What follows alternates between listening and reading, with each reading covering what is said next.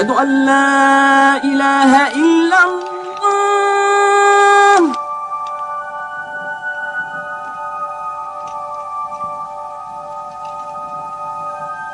أشهد أن لا إله إلا الله.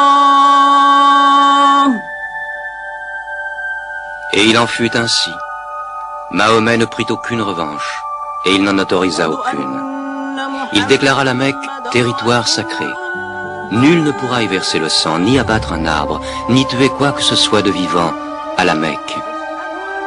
Bientôt, toute l'Arabie fut convertie. Non seulement à la nouvelle religion, mais aussi aux nouvelles lois, aux nouveaux usages établis par l'islam. Le prophète avait vécu le temps d'accomplir son œuvre. Mais un jour, il commença à ressentir les prémices de la mort.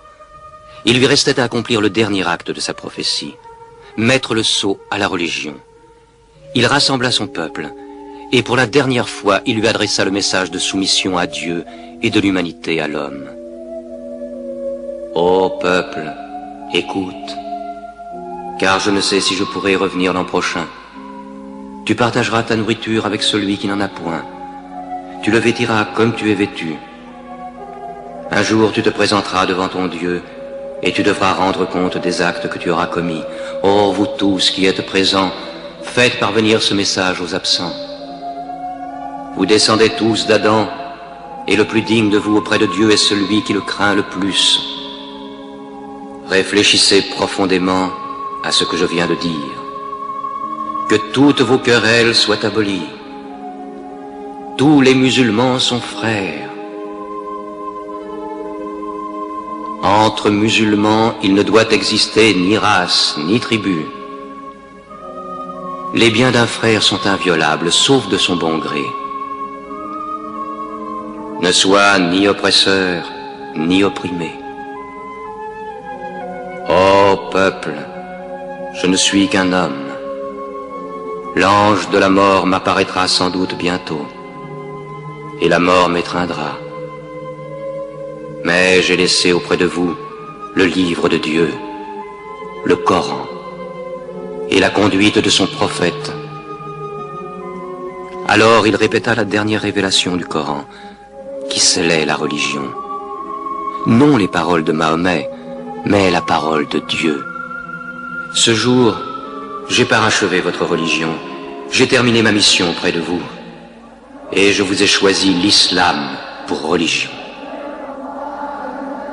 Mahomet mourut dans sa 63e année, le 8 juin de l'an 632. Bon nombre de ses fidèles refusèrent de le croire.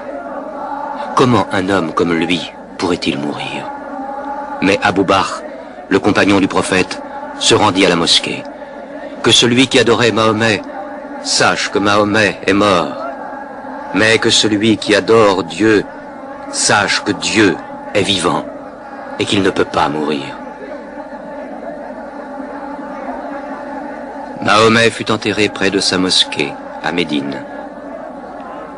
Mais la religion qu'il prêcha trouva sa place dans le cœur des hommes. Elle s'y fortifia, elle s'y multiplia. Aujourd'hui, à la Mecque, ils viennent encore.